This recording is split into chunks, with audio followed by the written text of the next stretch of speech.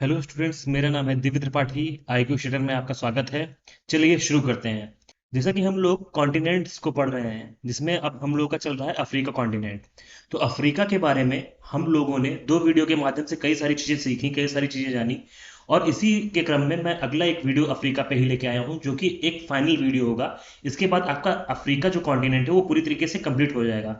जिसने भी अभी वो दो वीडियो नहीं देखी है वो जाके देखे। इसके बाद आपको अफ्रीका में कुछ और अदर पढ़ने की जरूरत नहीं होगी। तो चलिए, जो बची हुई चीजें हैं उनके बारे में पढ़ते हैं अफ्रीका कॉन्टिनेंट की। हम लोगों ने जितना भी पढ़ा उसके आगे का जो पार्ट है वो है अफ्रीका की नदियां। तो अफ्रीका की नदियों के बारे में देखते हैं। जो कि सबसे महत्वपूर्ण जो नदियां हैं यहाँ पे वो है, इसमें नील नदी और कांगो नदी, नाइजर नदी और जाम्बेजी नदी। नील नदी अपने आप में एक सांस्कृतिक यानी कि एक कल्चरल रूप से भी बहुत इंपॉर्टेंट हो जाती है। और उसके बाद कांगो की बात करें तो कांगो को जायरे के नाम से भी जानते हैं।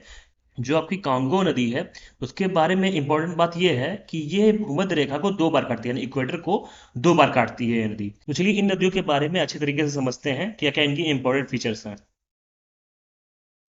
अब यहाँ पे पहले मैप के माध्यम से देख लेते हैं कि ये नदियाँ कहाँ कहाँ पे स्थित हैं और किस तरीके से इनका ड्रेनेज सिस्टम है। तो ये यहाँ पे आप देख रहे होंगे, बहुत ही इंपॉर्टेंट है लेक विक्टोरिया। ये यहाँ पे मैं राउंड राउंड कर रहा हूँ रेड कलर से, तो ये लेक विक्टोरिया है। वहां से आपकी एक नदी निकल रही है, वाइट नाइल। ठीक है, वाइट यानी श्वेत नील नदी निकल रही है।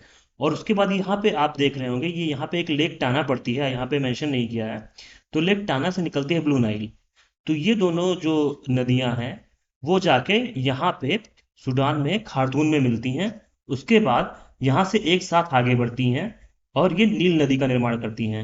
और ये अपना जल भूमध्य सागर में गिरा देती हैं, यानी कि जो आपका मेडिटेरेनियन सी है वहां पे ये ड्रेन आउट हो जाती हैं। तो आप इसको ध्यान रखिएगा कि ये एक लेक विक्टोरिया से निकलती है व्हाइट नाइल, और एक ब्लू नाइल होती है जो कि लेक टाना से निकलती है और खार्तूम में मिलते हैं ये आपस में। उसके बाद इसको सम्मिलित रूप से नील नदी के नाम से जाना जाता है और ये अपना जल भूमध्य सागर में गिरा देते हैं। ठीक है, ये उत्तर दिशा की ओर बहने वाली नदी है। उसके बाद हम बात करते हैं कांगो नदी की, यानी जिसको जायरे के नाम से भी जानते हैं। ये यहाँ से निकलती है। उसके बाद ये देखिए यहाँ पे ये टर्न हुई, फिर यहाँ पे अटलांटिक ओशियन में इसने अपना जो नदी है उसने अपना पूरा जल यहाँ पे गिरा दिया, यहाँ पे ड्रेन आउट हो गई। ठीक है, तो ये भूमध्य रेखा को दो बार काटती है। ये देखिए यहाँ पे भी काटी और यहाँ पे भी काटी। तो ये दो बार भूमध्य रेखा को काटती है, इसको भी आप ध्यान रखिएगा। उसके बाद आपका जो जाम्बेजी नदी के बारे में बताया है वो भी यहाँ पे आपका दिख रहा है, ये जाम्बेजी नदी है। ये यहाँ पे आपकी आई और उसके बाद ये जो मोजाम्बिक चैनल है वहां पे इसने अपना वाटर ड्रेन आउट कर दिया। ठीक है, उसके बाद ये लिम्पोपो रिवर है, इसके बारे में मेंशन नहीं किया है उसमें, लेकिन मैं आपको बता दे रहा हूँ लिम्पोपो नदी भी इंपॉर्टेंट है, क्योंकि ये आपके जो ट्रॉपिक ऑफ कैप्रिकॉर्न होता है, ये ट्रॉपिक ऑफ कैप्रिकॉर्न होता है उसको दो बार काटती है। ठीक है, तो ये नदी लिम्पोपो जो रिवर है वो ट्रॉपिक ऑफ कैप्रिकॉर्न को दो बार काटती है, यानी कि आपके मकर रेखा को दो बार काटती है। और कॉन्गो नदी आपके भूमध्य रेखा को दो बार काटती है। तो आप इसके बारे में इंपॉर्टेंट याद रखिएगा। इसके बाद बात करते हैं जो साउथ अफ्रीका में एक रिवर पड़ती है, ऑरेंज रिवर। तो वो ड्रैकन्सबर्ग माउंटेन से निकलती है, जो कि आपका वलित पर्वत है। और वो जाके अपना जल अटलांटिक ओशियन में प्रवाहित कर देती है, यानी कि ड्रेन आउट हो जाती है। आपका जो ड्रैकन्सबर्ग माउंटेन है और यहाँ पे आपका जो मोरक्को में है एटलस माउंटेन, यही दोनों हैं जो वलित पर्वत का एग्जाम्पल है। बाकी यहाँ पे सारी जो श्रृंखलाएं हैं वो वलित ना होकर के बहुत ही पुरानी श्रृंखलाओं में से जानी जाती हैं। तो आप इनको ध्यान रखिएगा, जो आपकी ऑरेंज रिवर है वो ड्रैकन्सबर्ग माउंटेन से निकलती है और अटलांटिक ओशियन में अपना जल प्रवाहित कर देती है। तो ये सब आपकी इंपॉर्टेंट नदियां थी। और उसके बाद यहाँ पे आप देख रहे होंगे नाइजर नदी, ये आपकी जाती है। उसके बाद यहाँ पे ये ड्रेन आउट हो जाती है। तो इन सारी नदियों के बारे में आप ध्यान रखिएगा। वैसे यहाँ पे आपको कई सारी नदियाँ दिखाई गई हैं, जैसे आपका ये हो गया सेनेगल रिवर हो गया। उसके बाद हुई ये वोल्टा रिवर हो गया, ये यहाँ पे आप देख रहे हैं ये वोल्टा रिवर हो गया। तो ये सारी नदियाँ भी हैं, लेकिन जो इंपॉर्टेंट है उसके बारे में हमने डिस्कस कर लिया है। तो अब चलिए नेक्स्ट स्लाइड में चलते हैं। अब बात करते हैं नाइल रिवर की। तो नाइल रिवर के बारे में हम लोग अच्छे तरीके से जो इसके डिस्क्रिप्शन है उसको समझ लेते हैं। This is the longest river in the world, यह दुनिया की सबसे लंबी नदी है। इसको आप ध्यान रखिएगा। उसके बाद अगर हम नील नदी की बात करें तो ये विक्टोरिया झील से निकलती है। इंपॉर्टेंट ये है, मेन आप इसको याद रखिएगा। और इसमें साथ ही साथ बताया जा रहा है कि जैसे द माउंटेन्स ऑफ मून के रूप में जो जाना जाता है, रुवेनजोरी माउंटेन, वहां से इसका उद्गम समझा जाता है, उद्गम माना जाता है। और इसमें कई सारे स्ट्रीम्स जो होते हैं, जो वर्षावन वहां पे पाए जाते हैं, उनकी कई सारी जो धाराएं होती हैं वो आपस में मिलती हैं, लेक विक्टोरिया से इसका उद्गम होता है। तो इसे ही हम नील नदी के नाम से जानते हैं। तो इसमें कई सारी धाराएं मिलती हैं। और जो माउंटेन्स ऑफ द मून के नाम से जाना जाता है, रुवेनजोरी माउंटेन, वहां से और विक्टोरिया लेक से इसका उद्गम माना जाता है। ठीक है, इसको आप ध्यान रखिएगा। उसके बाद यही बताया जा रहा है जो ब्लू नाइल है वो आपकी इथियोपियन हाईलैंड्स पर टाना लेक से निकलती है और खार्तूम में जाके व्हाइट नाइल से मिलती है। तो आप इसको भी ध्यान रखिएगा। उसके बाद अब आगे चलते हैं। नील मिस्र में सूखे सहारा रेगिस्तान से 3000 किलोमीटर की दूरी से बहती है और भूमध्य सागर में प्रवेश करती है। उसके बाद मिस्र को नील नदी का उपहार कहा जाता है। ये आप स्टेटमेंट ध्यान रखिएगा, मिस्र को नील नदी का उपहार कहा जाता है। अब आपको ये बताना है, आपसे मैं क्वेश्चन कर रहा हूं कि मिस्र को नील नदी का उपहार किसने कहा था, किस ज्योग्राफर ने कहा था। आपको ये कमेंट बॉक्स में बताना है, आपको इसका आंसर देना है। मैं नेक्स्ट वीडियो में इसका आंसर आपको बताऊंगा, और जो सबसे पहले आंसर देंगे उनका मैं नाम भी लूंगा अपने वीडियो में। क्योंकि नदी के बिना यह एक रेगिस्तान होता। अगर ये नदी मिस्र से होकर ना बहती तो ये भी एक, जैसे कि सहारा मरुस्थल इतने क्षेत्र में फैला हुआ है, अगर ये नदी उस जगह से ना बहती तो आपका इजिप्ट भी है, जो वहां पे एक हरा भरा क्षेत्र है नदी के आसपास का, वो भी यहाँ पे ना होता। तो इसीलिए बताया जा रहा है कि ये मिस्र के लिए उपहार है। और इसके साथ इनकी विशेषताओं की बात करें तो यहाँ पे कॉटन का कल्टीवेशन हो सकता है। उसके बाद इसके जो मुहाने हैं वहाँ पे पेट्रोलियम पाया जाता है, और नौगम्य के संसाधन भी पाए जाते हैं। जैसे यहाँ पे नाव आसानी से गति कर सकते हैं, यहाँ पे यातायात के तौर पे आवागमन हो सकता है। ठीक है। उसके बाद सिंचाई की भी सुविधाएं इसके द्वारा हो जाती हैं। इसी पे आसवान बांध है, और उसके बाद लेक नसीर भी इसके रास्ते में मिलती है। तो ये सारी चीजें इसके फीचर्स हैं, इंपॉर्टेंट फीचर्स हैं, इसके बारे में आप ध्यान रखिएगा। और इसके साथ ही पोर्ट सईद और अलेक्जेंड्रिया इसके मुहाने पर स्थित हैं। ठीक है। इसके साथ ही बताया जा रहा है जो काहिरा, गीजा और खार्तूम जैसे जो इंपॉर्टेंट शहर हैं वो नील नदी पे ही स्थित हैं, नील नदी के ही आसपास पाए जाते हैं। ठीक है। तो आप इसको ध्यान रखिएगा। तो ये अपने आप में कई सारी इंपॉर्टेंट चीजें थी, उसको हम लोगों ने सीख लिया है। अब बात करते हैं कांगो या जायरे नदी के बारे में। ठीक है, जो भूमध्य रेखा को 2 बार काटती है। अब इसमें बताया जा रहा है कांगो अफ्रीका की दूसरी सबसे लंबी नदी है। तो आप इसको याद रखिएगा, कांगो अफ्रीका की दूसरी सबसे लंबी नदी है। यह टांगानिका झील के दक्षिण पश्चिम से शुरू होती है और अटलांटिक महासागर में अपना जल प्रवाहित करती है, यानी कि अपने जल को गिराती है। ठीक है। तो आप इसको भी ध्यान रखिएगा, ये भी इंपॉर्टेंट पॉइंट है इसके बारे में। उसके बाद जायरे बेसिन पृथ्वी के सबसे नम क्षेत्रों में से एक है, यानी कि जो वर्ल्ड के वेटेस्ट प्लेसेस हैं उसमें से ये एक है। और घने अभेद जंगल से आच्छादित है, यानी कि यहाँ पे बहुत घने जंगल पाए जाते हैं जिनको भेदना बहुत ही मुश्किल है। तो ये अपने आप में, जैसे कि आप अफ्रीका का मैप देख रहे हैं, जैसे कि ये अफ्रीका का मैप हो गया,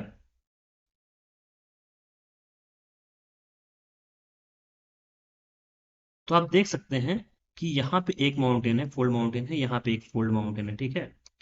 और उसके बाद यहाँ पे डेजर्ट है, और उसके बाद यहाँ पे डेजर्ट है, यहाँ पे डेजर्ट है। और यहाँ पे जो ये इक्वेटर लाइन है वहां पे आप देख सकते हैं, यहाँ पे ये कांगो जायरे नदी अपवाहित होती है, यानी प्रवाहित होती है। तो इस वजह से जो यहाँ पे ये जो एरिया है वो थोड़ा हरा भरा है। इसी जगह पे आप देख सकते हैं कि यहाँ पे ही हरियाली है, जो कि आपका जो ट्रॉपिकल रेन फॉरेस्ट है, और यहाँ पे बारिश होती है कम समय के लिए, बहुत ज़्यादा बारिश होती है। जो भूमध्य रेखा पे बारिश का और बाकी सारे जो फीचर्स हैं वो जो पाए जाते हैं, इसके वजह से यहाँ पे हरियाली पाई जाती है। तो ये अपने आप में देख सकते हैं कि ये ऊपर वाला और नीचे वाला, जो भूमध्य रेखा के ऊपर की स्थिति है और नीचे की स्थिति है, वो लगभग मिरर इमेज के तरीके से काम कर रहे हैं। तो आप इसको ध्यान रखिएगा कि यहाँ पे बताया जा रहा है जो आपका जायरे क्षेत्र है वहां पे ये आपका वेटेस्ट एरिया में से एक है पूरे विश्व में। और उसके बाद यहाँ पे अभेद जंगल पाए जाते हैं, क्योंकि ये आपका इक्वेटर लाइन है, और यहाँ पे आपका ट्रॉपिकल फॉरेस्ट जो होते हैं वो बहुत ज़्यादा पाए जाते हैं, जिनको मतलब कि जिनको पार करना बहुत ही मुश्किल होता है। इसमें बहुत सारे जो झाड़ियाँ हैं और बहुत सारे पेड़ पौधे हैं, और बारिश और उमस, ये सारी चीज़ें, एक से एक जीव पाए जाते हैं, कई प्रकार की प्रजातियां पाई जाती हैं, तो इनको पार करना बहुत ही मुश्किल रहता है। ऐसे जंगल यहाँ पे पाए जाते हैं। उसके बाद इसमें बताया जा रहा है नदी और इसकी सहायक नदियों का नेटवर्क नौगम में नहीं है। जो यहाँ पे नदी पाई जाती है और यहाँ पे फॉरेस्ट पाए जाते हैं, इस वजह से यहाँ पे आप ये नहीं समझ सकते कि यहाँ पे नाव आसानी से जा सके, क्योंकि जंगल भी हैं और बाकी सारी चीजें हैं, बारिश भी होती रहती है। तो ये बहुत ही अच्छा तरीका नहीं है यहाँ पे नाव को ले जाने का, और कोई भी ऐसा नेटवर्क भी नहीं बन पाया है कि जहाँ जहाँ पे आपको नाव ले जाने की सुविधाएं मिले, या फिर आप वहाँ पे अंदर तक जा सके सही तरीके से। क्योंकि पठार से तट तक उतरने के कारण रैपिड्स और जलप्रपात होते हैं, यानी कि यहाँ पे रैपिड्स पाए जाते हैं और जलप्रपात यानी कि जो वाटरफॉल होते हैं वो पाए जाते हैं। यहाँ पठारी इलाका है, तो नदियां ऐसे जाती हैं और यहाँ पे उतरती हैं ऐसे, और उसके बाद रैपिड्स पाए जाते हैं ऐसे ऐसे ऐसे, तो नदियां ऐसे होते होते जाती हैं। तो यहाँ पे नाव को जाना बहुत मुश्किल हो जाता है, यहाँ पे नाव नहीं चल सकती है, नौगम इलाका नहीं है यहाँ पे, कोई भी नेटवर्क ऐसा नहीं बन सका है, क्योंकि फीचर ही इसका ऐसा है। ठीक है, तो ये हो गया आपका। अब बात करते हैं उत्पत्ति इसकी कहाँ से होती है, तो कटंगा प्लेटू से इसकी उत्पत्ति होती है इस नदी की, इसका ओरिजिन यहीं से होता है। उसके बाद इसमें बायोमा झरना पाया जाता है, इसके उसमें जैसे बताया गया है वाटरफॉल्स में पाए जाते हैं, तो बायोमा जो झरना है, बायोमा जो वाटरफॉल है वो इसी नदी पे है। उसके बाद यहाँ पे ट्राइब्स की बात करें तो पिग्मी जनजातियां इसमें यहाँ पे पाई जाती हैं। आप जानते हैं कि कांगो जारे जो प्लेस है, वहां पे ही ये पिग्मी जनजाति का पूरा बसावट है, इस नदी के ही आसपास ये जनजाति पाई जाती है। उसके बाद पेट्रोलियम रिजर्व इसके मुहाने पे पाया जाता है, ये भी इसकी एक महत्वपूर्ण विशेषता है, तो आप इसको भी ध्यान रखिएगा। उसके बाद भूमध्य रेखा को यह 2 बार काटती है, जैसे कि ये क्रॉसेस द इक्वेटर ट्वाइस, तो ये हम लोगों ने पहले ही डिस्कस कर लिया है। अब बात करते हैं नाइजर नदी की। तो नाइजर नदी, यह नदी पश्चिम अफ्रीका की महत्वपूर्ण नदी है, ये आप ध्यान रखिएगा। और इसके उद्गम की बात करें, यानी कि ये कहाँ से निकलती है इसकी बात करें, यह फोर्ट जेलोन पर्वत से समुद्र के काफी करीब से निकलती है, लेकिन उत्तर की ओर बहती है, लेकिन एक आर्क लेके यानी कि एक चाप लेके ये फिर से दक्षिण की ओर मुड़ जाती है, और यहाँ पे आपका गिनी के तट पर अपना जल गिरा देती है, गिनी की जो खाड़ी है वहां पे अपना जल गिरा देती है, ठीक है, अटलांटिक महासागर में। उसके बाद जाम्बेजी नदी के बारे में देख लेते हैं। River Zambezi flows into the Indian ocean, ये अपना इंडियन ओशियन में जल गिरा देती है, ठीक है। प्रसिद्ध विक्टोरिया जलप्रपात एक लंबी घाटी के सिरे पर इस नदी पे स्थित है। जो विक्टोरिया जो फॉल है ये बहुत ही फेमस है, इसके बारे में आप ध्यान रखिएगा कि ये जाम्बेजी नदी पे ही स्थित है, ठीक है। उसके बाद लिम्पोपो नदी की बात करते हैं, तो यह भी हिंद महासागर में अपना जल गिराती है और मकर रेखा को यानी ट्रॉपिक ऑफ कैप्रिकॉर्न को 2 बार काटती है, ठीक है, इसको भी आप याद रखिएगा। अब यहाँ पे नदियों के बारे में देख लेते हैं एक बार फिर से। ये आप देख रहे हैं कि ये नाइजर नदी जिसके बारे में हम लोगों ने देखा, ये ये पहले उत्तर में गई, फिर घूम के दक्षिण में ये गिनी की खाड़ी में अपना जल गिरा दिया, ठीक है। और ये अटलांटिक ओशियन है आपका। उसके बाद ये कांगो नदी है, ये आपका कटंगा प्लेटू से निकलती है, और उसके बाद यहाँ पे अपना जल अटलांटिक ओशियन में गिरा देती है।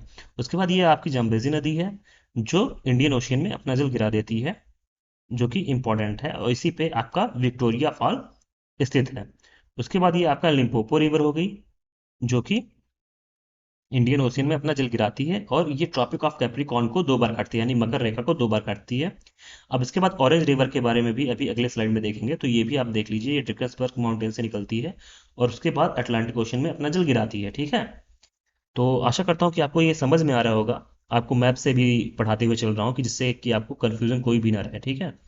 और आप ये नाइल देख रहे हैं, ये आपका लेक विक्टोरिया हो गया। यहाँ से हम लोगों ने बात किया था अल्बर्ट लेक से होती हुई जब होके निकलती है, तब हम इसे व्हाइट नाइल के रूप में जानते हैं। उसके बाद यहाँ पे आपका लेक टाना से ब्लू नाइल निकलती है, उसके बाद ये खार्तूम में मिलते हैं। उसके बाद ये नील नदी के नाम से जानी जाती है, और ये अपना जल भूमध्य सागर में गिरा देती है। यहाँ पे ही आपका ये देख रहे हैं, मिस्र का ही पार्ट है, यहाँ पे ही आपका सुएज कैनाल है, इसको भी आप ध्यान रखिएगा। अब बात करते हैं ओरेंज रिवर के बारे में। यह ड्रैकेसबर्ग पर्वत से निकलकर अटलांटिक महासागर में अपना जल प्रवाहित कर देती है, यही मैंने आपको पहले ही एक्सप्लेन कर दिया था। अब बात करते हैं अफ्रीका की झीलों के बारे में, जो कि बहुत ही इंपॉर्टेंट है। झीलों के बारे में क्वेश्चन जरूर बनते हैं एग्जाम में। अगर मान लीजिए आपका ज्योग्राफी से क्वेश्चन आ रहा है, आप ज्योग्राफी के स्टूडेंट हैं, आपका कोर सब्जेक्ट ज्योग्राफी है, तो अगर उससे पेपर बना है, जैसे आपका पीजीटी का हो गया या फिर जो भी यूपीएससी में इंपॉर्टेंट क्वेश्चन हो गए ज्योग्राफी से रिलेटेड, तो अफ्रीका के लेक से जरूर क्वेश्चन बनते हैं, क्योंकि यहाँ पे एक ऐसा भी माना जा रहा है कि इसका जो ईस्टर्न पार्ट है अफ्रीका का, वो अलग हो रहा है अफ्रीका से। तो ये इन्हीं जो यहाँ पे बृहस घाटी एक बनी हुई है, वहीं पे इन झीलों का भी स्थान है। इसमें कई सारी जो झीलें हैं वो इस घाटी के ही पार्ट में आती हैं, लेकिन जो ये लेक विक्टोरिया है वो उसका पार्ट नहीं है। तो चलिए इनके बारे में समझ लेते हैं कि क्या क्या इनकी विशेषताएं हैं, क्या इनकी इंपॉर्टेंस है। तो लेक विक्टोरिया की बात करते हैं। तो लेक विक्टोरिया विश्व की दूसरी सबसे बड़ी मीठे पानी की झील है। विश्व की दूसरी सबसे बड़ी मीठे पानी की झील है, या अफ्रीका की सबसे बड़ी झील है। फ्रेश वाटर लेक समझा जाए तो ये सेकंड नंबर पे आती है। लेकिन अगर अफ्रीका की सबसे बड़ी झील के बारे में बात किया जाए तो ये अफ्रीका की सबसे बड़ी झील है, और फ्रेश वाटर लेक भी ये सबसे बड़ी होगी अफ्रीका की, क्योंकि ये सबसे बड़ी है अफ्रीका की।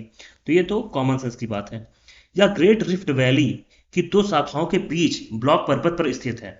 यहाँ पे आप देख सकते हैं कि ये ग्रेट रिफ्ट वैली, जो मैंने अभी वैली की बात कर रहा था, जो रिफ्ट घाटी है यहाँ पे, तो उन दो शाखाओं, यानी ये दो शाखाओं में बटी हुई है।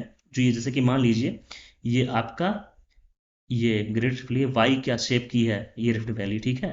जो रिफ्ट वैली बनी हुई है वो वाई के शेप की है, उसके बीच में ही ये यहाँ पे आपका लेक विक्टोरिया पड़ता है। तो बताया जा रहा है, तो ये इसका पार्ट नहीं है, इसीलिए मैं बता रहा हूँ कि ये क्वेश्चन बनते हैं कि कौन सा आपका ग्रेट रिफ्ट वैली का पार्ट नहीं है, कौन सी लेक। तो लेक विक्टोरिया उसमें पार्ट नहीं है। तो ये दो शाखाओं के बीच में ब्लॉक पर्वत पर स्थित है, ब्लॉक माउंटेन पर स्थित है। भूमध्य रेखा इससे होकर गुजरती है, इससे होकर आपका इक्वेटर गुजरता है, आप ये याद रखिएगा। या व्हाइट नाइल का स्रोत है, या सफेद नील नदी का स्रोत है, जिसके बारे में मैंने बताया। आपका आगे लेक अल्बर्ट भी मिलता है, तो उससे भी अगर मान लीजिए आपका क्वेश्चन बने तो आप उसको भी लगा सकते हैं। इस तरीके से मैंने उसको एक्सप्लेन कर रखा है, तो आप ध्यान रखिएगा। अब बात करते हैं the lakes of the rift valley. जो दरार की झीलें हैं, यानी कि जो रिफ्ट वैली की जो झीलें हैं उनके बारे में बात कर लेते हैं। दरार घाटी में झीलों की एक श्रृंखला है। टंगानिका लेक और न्यासा लेक इसमें बड़ी हैं, ठीक है। तो इसके बारे में चलिए आइए अच्छे तरीके से समझ लेते हैं। लेक टाना क्या है। तो लेक टाना की बात करें, जो लेक टाना है वो इथियोपियन प्लेटू पे है, और ये सोर्स है ब्लू नाइल का, इसको आप ध्यान रखिएगा।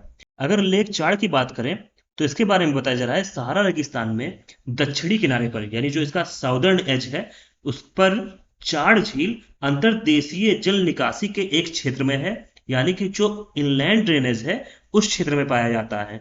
नदियां आसपास की पहाड़ियों से शुरू होती हैं, जो यहाँ पे नदियां पाई जाती हैं, जो वहाँ का पर्वतीय क्षेत्र है वहां से शुरू होती हैं, और समुद्र के बजाय इस झील में बहती हैं, यानी कि वो समुद्र में न जाके इस झील में गिरती हैं। चार्ल्स नदी इस क्षेत्र की सबसे बड़ी नदी है, तो आप इसको भी ध्यान रखिएगा। अब बात करते हैं लेक नासिर की। तो लेक नासिर के बारे में बताया जा रहा है कि ये नील नदी पर है, यानी कि ये जो झील है वो नील नदी पे ही मिलती है। जैसे कि जब नील नदी जाया करती है तो लेक नासिर उसके रास्ते में ही पड़ता है, तो आप ये ध्यान रखिएगा। या मिस्र और सूडान के बीच में स्थित एक मानव निर्मित झील है। तो ये मैन मेड झील है, आपका मेन मेड लेक है। तो आप इसको भी एक बार देख लीजिएगा, अभी मैं आपको इसको एक्सप्लेन करूंगा एक मैप पे भी। तो आप अभी पहले पढ़ते चलिए, समझते चलिए कि जो लेक नासिर है वो नील नदी पे ही है, और यह मिस्र और सूडान के बीच स्थित एक मानव निर्मित झील है। अब बात करते हैं लेक करीबा की। तो लेक करीबा की बात करें तो ये अफ्रीका के सबसे दक्षिणी भाग में एक जाम्बेजी नदी में स्थित है, यानी जो करीबा लेक है वो पाया जाता है जाम्बेजी रिवर पे। यह मानव निर्मित दिखने में सबसे बड़ा है, यानी कि ये भी मैन मेड है, और यह सबसे बड़ा है मैन मेड में। उसके बाद यह अफ्रीका में जल विद्युत का सबसे बड़ा उत्पादक है। इसी के द्वारा जो आपका यहाँ पे हाइड्रो इलेक्ट्रिसिटी जनरेट होती है उसके प्रोड्यूसर के तौर पे ये सबसे लार्जेस्ट है। तो आप इसको भी ध्यान रखिएगा, ठीक है। अब बात करते हैं लेक असल की। तो जो झील असल है वो जिबूती में स्थित है, और अफ्रीका में सबसे निचला बिंदु है। तो इसको भी आप ध्यान रखिएगा। जैसे कि इसमें जो अफ्रीका पूरा ये कॉन्टिनेंट है उसमें लोएस्ट पॉइंट की बात करें तो आपका लेक असल ही है, ठीक है। अब यहाँ पे एक फिगर के माध्यम से हम लोग समझ लेते हैं, जिससे ये आपका हो गया लेक चाड़, ठीक है। लेक चाड़ हो गया। उसके बाद ये आपका लेक टाना हो गया, जहाँ से आपका ब्लू नाइल निकलती है।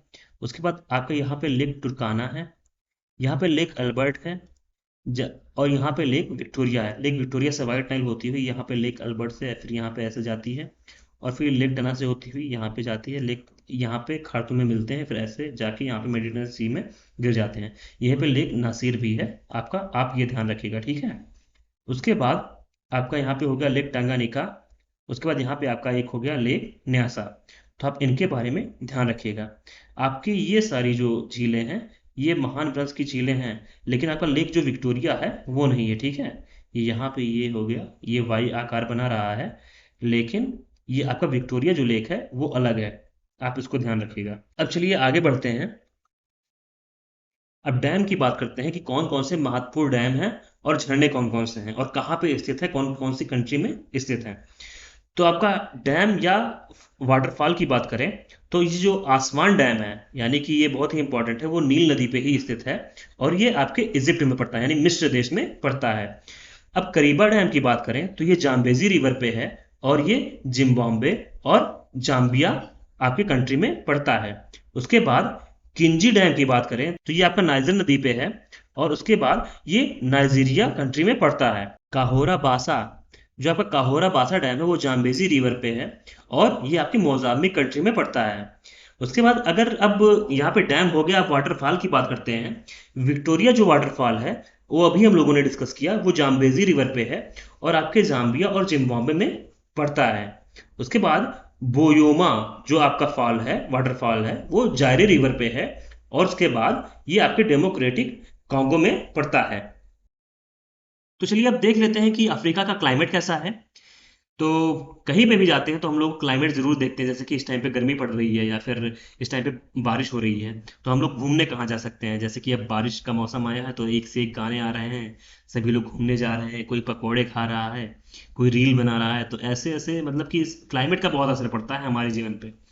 तो ऐसे ही यहाँ का क्लाइमेट कैसा है, यहाँ पे लोग कैसे रहते हैं, चलिए यहाँ पे देखते हैं कि क्या क्लाइमेट है। तो यहाँ यह बिल्कुल स्पष्ट है कि एक बड़े महाद्वीप के रूप में अफ्रीका अत्यधिक परिवर्तनशील जलवायु का अनुभव करता है।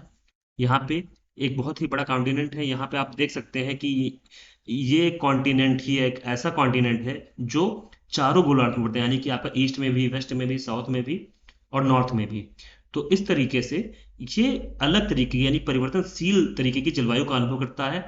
तापमान, वर्षा, आर्द्रता आदि जैसे प्रचलित मौसम स्थितियों को ध्यान में रखते हुए अफ्रीका के जलवायु को इस प्रकार हम बांट सकते हैं, जिसमें से आपका है इक्वेटोरियल रेन फॉरेस्ट, पहला हो गया, यानी कि भूमध्य रेखीय वर्षावन जलवायु। और उसके बाद टेम्परेट ग्रासलैंड, यानी कि शीतोष्ण घास के मैदान। उसके बाद हो गया आपका मेडिटेरेनियन हॉट समर। उसके बाद आपको हो गया हॉट डेजर्ट क्लाइमेट, यानी कि उष्ण मरुस्थलीय जलवायु। इसका लास्ट है उष्ण कटिबंधीय आर्द्र या शुष्क जलवायु, यानी समाना जो जलवायु होती है उसको भी हम समझ सकते हैं, यानी ट्रॉपिकल वेट ड्राई या समाना क्लाइमेट। तो आप इसको भी ध्यान रखिएगा। तो इस तरीके से इसके क्लाइमेट को डिवाइड किया जा सकता है, ये सारी चीजें पाई जाती हैं यहाँ पे। अब बात करते हैं प्राकृतिक वनस्पतियां, यहाँ पे किस तरीके की वेजिटेशन पाई जाती है इसके बारे में भी समझ लेते हैं। अफ्रीका में व्यापक क्षेत्र में यहाँ बहुत कम लोग रहते हैं और जहाँ प्राकृतिक वनस्पतियां और जंगली जानवरों को खेती या पशुओं को पालने जैसी गतिविधियों में बाधित नहीं किया गया है। महाद्वीप के कुछ हिस्सों में बड़े वन भंडार स्थापित किए गए हैं। जैसे कि आप यहाँ पे देख सकते हैं कि जो यहाँ पे ये डेजर्ट इलाका है, ये जो आप देख रहे हैं गुलाबी कलर से, ये आपका सहारा डेजर्ट है, ठीक है। ये यहाँ पे ये डेजर्ट है, ठीक है। आपको यहाँ पे मैंने बताया था कि कौन कौन से कंट्रीज पाए जाते हैं। अगर मान लीजिए कि आपको नहीं ध्यान है तो आप उसको एक बार सर्च करके फिर से समझ लीजिए कि कौन कौन से इसमें कंट्रीज आती हैं, आपको बहुत इंपॉर्टेंट है इसको जानना।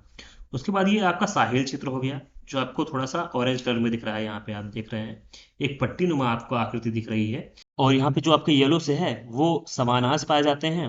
तो जो ये आपका साहिल क्षेत्र है, यहाँ पे हरियाली का यानी कि जो घास फूस और ये बाकी सारी चीजें हैं, कांटेदार वृक्ष हैं, ये सारी चीजें ये यहाँ पे पाई जाती हैं। तो यहाँ पे जो सहारा के जो जानवर रहते थे या फिर जो भी यहाँ पे जानवर पाए जाते थे, या फिर यहाँ पे जो जानवर पाए जाते थे, तो यहाँ पे साइड साइड में ये खाते पीते खाया करते हैं। ये जो आपका ट्रांजिशन का क्षेत्र माना जाता है। उसके बाद ये जब खाते हैं तो वो एरिया आपका ज्यादा चारण के, यानी कि जब ज्यादा ग्रेजिंग कर लेते हैं तो उसके बाद जो आपका मरुस्थलीय इलाका होता है वो इस तरफ और बढ़ने लगता है इस साइड पे। तो ये आपका ट्रांजिशन का क्षेत्र होता है, इसीलिए बताया जा रहा है कि सहारा का जो मरुस्थल है वो धीरे धीरे ये साउथवर्ड आ रहा है, बढ़ रहा है। तो आप ये ध्यान रखिएगा कि ये ट्रांजिशन जोन रहता है, ये जैसे कि आपका हरियाली और आपका जो मरुस्थलीय क्षेत्र है उसके बीच का कार्य करता है। तो ये आपका हो जाता है साहिल क्षेत्र। उसके बाद जो येलो कलर से है वो आपका सवाना हो गया। उसके बाद जो ये आपका ऑरेंज कलर से है जितना भी दिख रहा है वो आपका स्टेपी में आते हैं, ठीक है, स्टेपी में आते हैं। उसके बाद जो आपका यहाँ पे ग्रीन से हो गया, ये आपको मैंने बताया था ये ट्रॉपिकल रेन फॉरेस्ट है। ये आपका ट्रॉपिकल रेन फॉरेस्ट है जो आपका इक्वेटर के दोनों तरफ पाए जाते हैं। यहाँ पे इक्वेटर हो गया, तो इक्वेटर के दोनों तरफ यहाँ पे पाए जाते हैं। यहाँ पे ये हरियाली का क्षेत्र है, ठीक है, ये यहाँ पे और आपका ये जो आपका मेडागास्कर है वहाँ पे भी कुछ एरिया में पाए जाते हैं, तो आप इसको भी ध्यान रखिएगा, ये बहुत ही महत्वपूर्ण है। आपसे अगर पूछा जाए कि ट्रॉपिकल रेन फॉरेस्ट कहाँ पाए जाते हैं तो ये सारी चीज़ें बहुत इंपॉर्टेंट है। और यहाँ पे इसको मेडिसिन के तौर पे यूज़ करने वाले प्लांट्स भी बहुत ही इंपॉर्टेंट तरीके से यहाँ पे पाए जाते हैं जो यहाँ के ट्रॉपिकल रेन फॉरेस्ट है, तो आप इसको भी ध्यान रखिएगा। उसके बाद आपको ये बाकी सारे कलर के बारे में मैंने बता ही दिया था। उसके बाद ये जो है आपका ये लाइट ग्रीन के कलर का जो है ये होता है मेडिटेरेनियन क्लाइमेट का, जो आपका यहाँ पे मेडिटेरेनियन सी है, ये है। तो यहाँ पे जो इसके आसपास के जो इलाके हैं वहाँ पे जो क्लाइमेट पाया जाता है वो अफ्रीका के जो नॉर्थ इलाके हैं, जैसे कि आपको मोरक्को हो गया, अल्जीरिया हो गया, ट्यूनीशिया हो गया, इसके कुछ कुछ पार्ट में, जैसे लीबिया के पार्ट में कुछ, तो इस तरीके से यहाँ पे भूमध्य सागरीय जलवायु भी पाई जाती है। जैसे कि वहाँ पे आपका सिट्रस फूड वहाँ पे ज़्यादा उत्पन्न हो सकते हैं, वहाँ पे फूलों की खेती हो जाती है, तो ऐसे कई सारी चीज़ें विशेषताएं वहाँ पे पाई जाती हैं, तो आप इसको ध्यान रखिएगा। जो आपका मेडिटेरेनियन जो क्लाइमेट है उसकी ये विशेषता है कि आपका जो गर्मी रहेगा वो शुष्क रहेगा, यानी कि वहाँ पे गर्मी में बारिश नहीं होगी। जो आपके सर्दी आएगी वो बारिश वाला मौसम होगा, तो सर्दी में वेट रहेगा और जो गर्मी रहेगी वो शुष्क रहेगी, ठीक है। तो इसको आप ध्यान रखिएगा। तो यहाँ पे ऐसा क्लाइमेट पाया जाता है जो लाइट ग्रीन कलर से है और जो आपका यूरोप में पाए जाते हैं बाकी मेडिटेरेनियन सी के आसपास। ऐसे ही ऑस्ट्रेलिया में कुछ कुछ जगहों पे पाए जाते हैं आपके। तो इन सारी चीज़ों को आप ध्यान रखिएगा, ठीक है। अब बात करते हैं ट्रॉपिकल रेन फॉरेस्ट की। तो ये अफ्रीका का बड़ा क्षेत्र उष्णकटिबंधीय वर्षा वनों या सेल्वा प्रकार की वनस्पतियों से आच्छादित है, यानी कि इससे भरा हुआ है, जो पूरे वर्ष भारी बारिश के साथ महाद्वीप के 10वें हिस्से से कम को कवर करता है। इन वन में वनस्पति की कई प्रकार की परतें पाई जाती हैं, यानी कि कई तरीके के यहाँ पे वन पाए जाते हैं, जैसे कि कई बहुत बड़े होते हैं, कई उससे छोटे होते हैं, ऐसे ऐसे तरीके से इसमें कई सारी विशेषताएं पाई जाती हैं। शीर्ष परत जो होती है, यानी कि इसमें जो शीर्षतम, अगर यहाँ पे वनस्पति के बारे में देखा जाए, इसका जो वन है उसमें अगर पहले टॉप लेयर में देखा जाए कि कौन से वन पाए जाते हैं, किस तरीके के ट्री पाए जाते हैं, तो उसमें है 125 से 250 फीट, यानी कि 38 से लेकर 76 मीटर की ऊंचाई वाले पेड़ पाए जाते हैं, तो इसको आप समझ सकते हैं। और निचली परतों को क्रमशः उनकी ऊंचाई के अनुसार व्यवस्थित किया जाता है, जैसे कि छोटे पेड़, छोटी झाड़ियां और लताएं। तो इस तरीके से हम समझ सकते हैं कि हाइट देखिए, ये इतनी हाइट इस वजह से हो जाती है क्योंकि ये होड़ लगी रहती है इन पेड़ों में कि सूरज की रोशनी कैसे मिले, तो इसी होड़ में ये पेड़ बहुत ही ऊंचे हो जाते हैं जो आपके भूमध्य रेखा में पाए जाते हैं। इन पेड़ों की जो विशेषताएं हैं वो किस तरीके से यूज किए जा सकते हैं उसके बारे में बताया जा रहा है। ये पल्प के तरीके से, यानी जो लुगदी होती है उसके तरीके से, और टिम्बर के तरीके से, यानी कि इमारती लकड़ी के तरीके से, और महोगनी, आबनूस और सागौन जैसी कैबिनेट की लकड़ियों का उत्पादन करते हैं। तो ये सारी चीजें इसकी विशेषताएं हैं, इस तरीके के यहाँ पे पेड़ पौधे पाए जाते हैं। इन जंगलों में पाए जाने वाले कई प्रकार के पौधों में ताड़ के तेल, रबड़ के उत्पादन और पेड़ों और लताओं, ऑर्किड और गेंदे शामिल हैं। तो इस तरीके के यहाँ पे पेड़ पौधे और क्या क्या इनमें विशेषताएं हैं, किस तरीके से यूज किया सकते हैं, इस तरीके से इसमें कई सारी वेराइटीज मिलती हैं जिनको हम अलग अलग तरीके से यूज कर सकते हैं। जैसे कि आपका ये देखिए इमारती लकड़ी भी मिलती है यहाँ पे, लुगदी के लिए भी लकड़ी मिलती है, और यहाँ पे लताएं ऐसी प्राप्त होती हैं जिसको, जैसे कि रबड़ के लिए हो गया, और आपके ऑर्किड यानी कि जैसे कि जो फ्लावर्स में इंपॉर्टेंट होते हैं, और गेंदे भी इसमें शामिल होते हैं, तो आप इसको ध्यान रखिएगा। और इसमें लिलीज भी पाई जाती हैं। अब बात करते हैं उष्णकटिबंधीय सवाना वनों की। तो ये जो सवाना होते हैं ये महाद्वीप के शायद 1/3 हिस्से को कवर करते हैं। यहाँ पे जो सवाना है वो 1/3 हिस्से को कवर करते हुए मुख्य रूप से घास उगाने वाले क्षेत्रों से मिलकर बनता है। जो सवाना घास के मैदान हैं वो इस तरीके से बनते हैं जो कि आपका 1/3 पार्ट कवर करते हैं, ठीक है। शुष्क मौसम की लंबाई के आधार पर वुडलैंड्स, बिखरे हुए पेड़ या झाड़ियां हैं। उष्णकटिबंधीय जंगल की सीमा के पार मोटे घास, यानी कि जो 12 फीट यानी कि 3.7 मीटर ऊंचे और पर्णपाती वृक्ष ठीक है। पर्णपाती वृक्षों के बड़े जंगल पाए जाते हैं।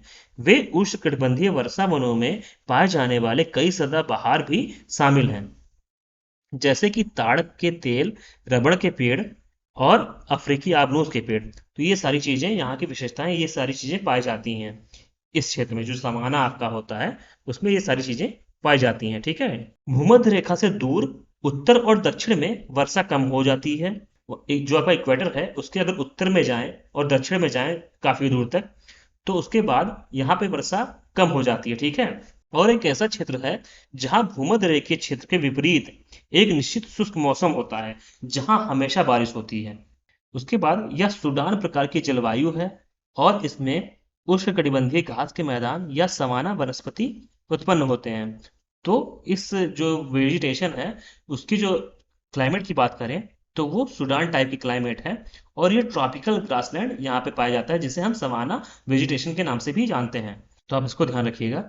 यह क्षेत्र पूर्वी हाईलैंड पर और भूमध्य रेखीय वनों के चारों ओर एक विस्तृत क्षेत्र बनाता है। तो ये इन क्षेत्रों पे फैला हुआ है। जो यहाँ पे घास पाई जाती है, जो सामान्य की घास होती है, वो बहुत ही मोटी और खुरदरी होती है। कहीं कहीं ऊंची हाथी घास भी होती है, कहीं कहीं इसकी ऊंचाई बहुत ज्यादा होती है। तो इस तरीके से भी इसकी विशेषताएं हैं सामान्य घास की, ठीक है। तो आप इसको भी ध्यान रखिएगा। अब बात करते हैं उष्णकटिबंधीय मैदान और रेगिस्तान की, यानी ट्रॉपिकल स्टेपीज एंड डिजर्ट्स की। तो इसमें बढ़ी हुई शुष्कता और लंबे समय तक शुष्क मौसम उष्णकटिबंधीय मैदान की मुख्य विशेषताएं हैं। कुल मिला के यहाँ पे शुष्कता बहुत ज्यादा रहती है। ये ऐसे क्षेत्र हैं जो केवल छोटी घास ही उगाते हैं। ये जो स्टेपीज हैं इसमें छोटी घासें उगती हैं, ठीक है। यहाँ कांटेदार बबूल, बौने ताड़ और बेर के पेड़ पाए जाते हैं। जैसे कि आप देखते होंगे कि जो हमारा राजस्थान का क्षेत्र है और जो ऐसे इलाके हैं जो थोड़ा सा डेजर्ट टाइप के हैं, वहां पे आप देखते होंगे कि बबूल आपको बहुत देखने को मिल जाता है, ताड़ के पेड़ मिल जाते हैं, बेर के पेड़ मिल जाते हैं। तो ये सारी चीजें वहाँ की विशेषताएं हैं जो कि डेजर्ट में पाए जाते हैं, स्टेपीज में पाए जाते हैं, ठीक है। उसके बाद रेगिस्तान की सीमा से लगे मैदान में कोई पेड़ नहीं देखा जाता है, बल्कि व्यापक रूप से बिखरे हुए घास के गुच्छे उगते हैं। तो ये सारी चीजें आप देखने को मिल जाता है। इंडिया एक ऐसा डाइवर्स कंट्री है जिसमें हर चीजें पाई जाती हैं, हर तरीके का क्लाइमेट पाया जाता है, जिसमें हर तरीके का क्लाइमेट पाया जाता है। जहाँ पे आप, जैसे कि अगर आप राजस्थान चले जाइए तो आपको मरुस्थलीय इलाका दिख जाएगा। आप अगर नॉर्थ साइड में चले जाइए, जैसे कि जम्मू कश्मीर चले जाइए या फिर नॉर्थ ईस्ट में चले जाइए, तो आपको माउंटेनियस रीजन मिल जाएगा, जिससे कि आपको पता चलेगा कि ठंडे इलाके कैसे रहते हैं। अगर आपको ट्रॉपिकल तरीके से देखना है, पूरा गर्मी वाला क्षेत्र और ये सारी चीजें देखनी है, तो आप एकदम साउथ में चले जाइए। हम कई सारे एग्जाम्पल अपने ही देश में देख सकते हैं। तो जो ये विशेषताएं पाई जाती हैं वो हमारे भारत देश में, जैसे राजस्थान का क्षेत्र हो गया, वहां पे आप देख सकते हैं, थोड़े बहुत इसके एग्जाम्पल दिखाई पड़ जाएंगे।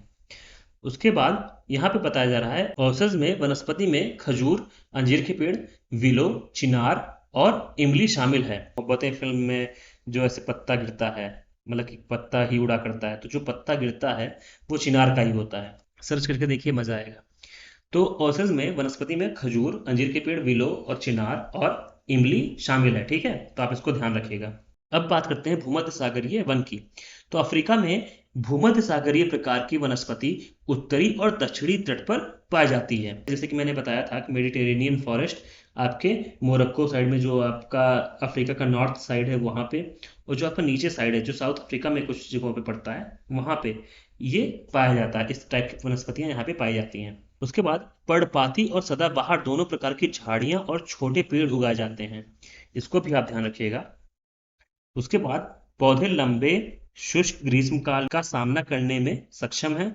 यहाँ मोम, चमड़े जैसी पत्तियां और लंबी मूसला जड़ें विकसित होती हैं।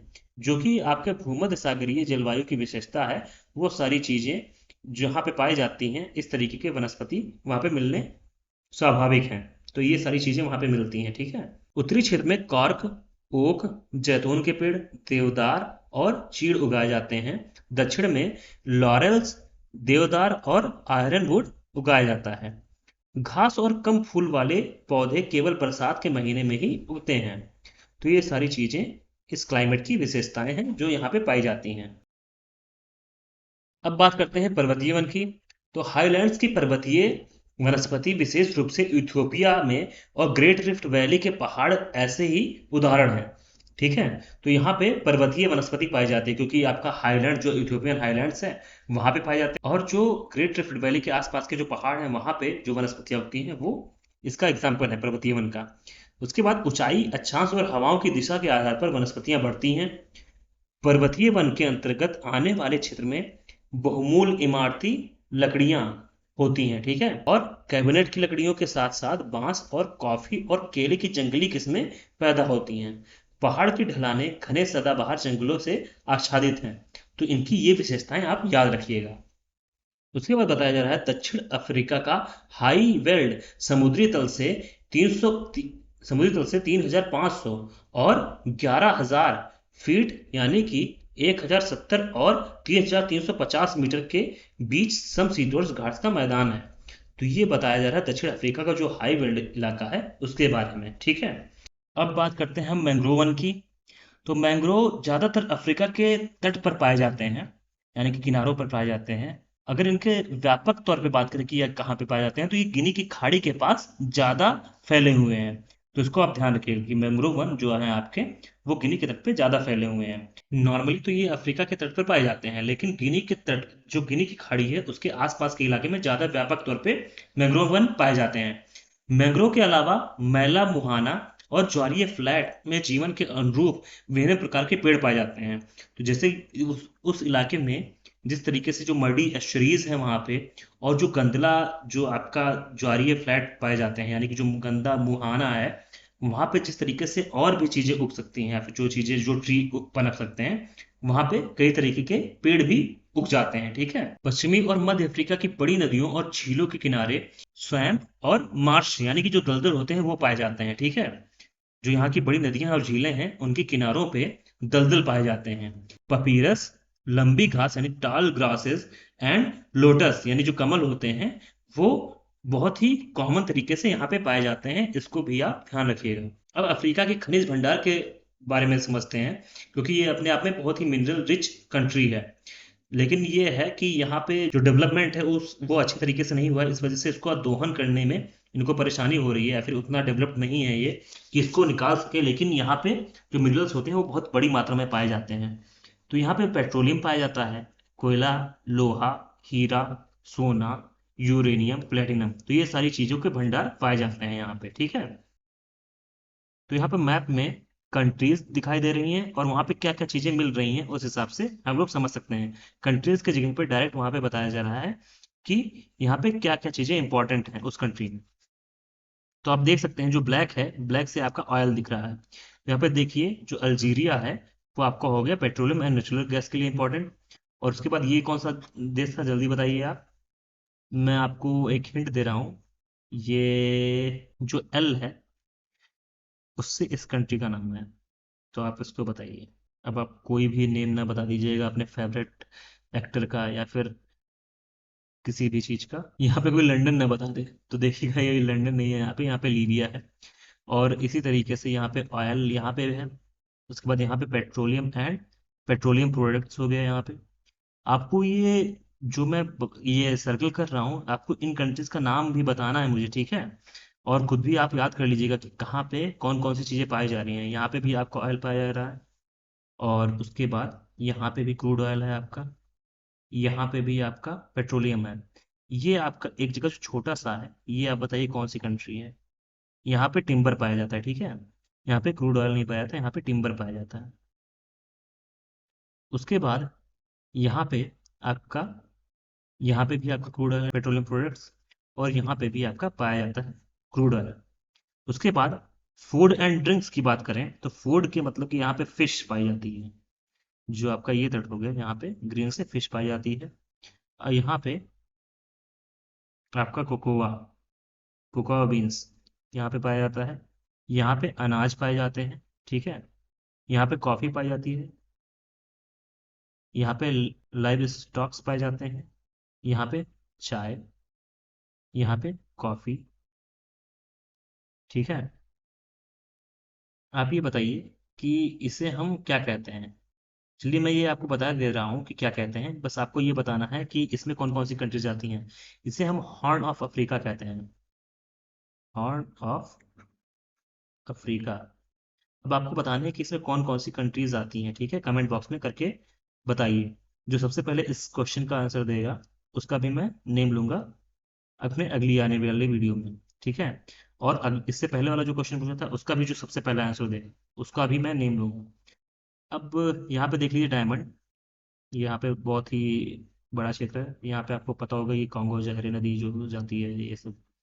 उसके बाद यहाँ पे आप गोल्ड देख सकते हैं, यहाँ पे आपका एल्यूमिनियम है, यहाँ पे कॉपर है, यहाँ पे प्लेटिनम है, यहाँ पे डायमंड है, यहाँ पे डायमंड्स हैं, यहाँ पे गोल्ड हो गया।